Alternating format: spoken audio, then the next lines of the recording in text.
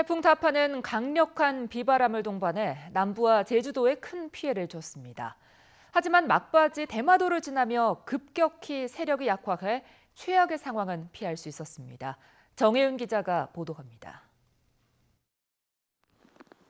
태풍 타파는 제주 산간에 최고 780mm의 물폭탄을 쏟아부은 비태풍이었습니다. 하지만 바람도 만만치 않았습니다.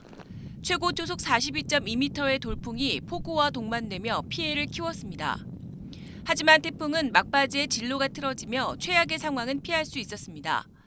남해에 접어들며 일본 쪽으로 조금 진로가 꺾이며 대마도를 통과한 것입니다. 큰 섬을 지나며 급격히 약해진 태풍은 2배 가까이 빨라진 속도로 대한해협을 통과했습니다.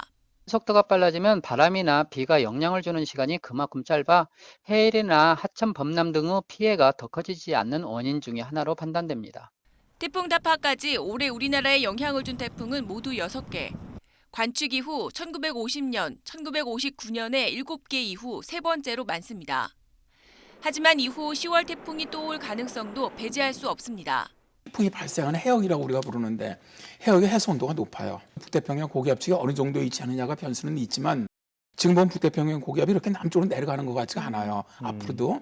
그렇다면 만일 태풍이 발생한다면 또다시 우리나라 쪽으로 올라올 가능성이 있다고 봐야 되겠죠. 2016년 차바, 지난해 태풍 콩레이는 모두 10월 태풍이었습니다. YTN 정혜윤입니다.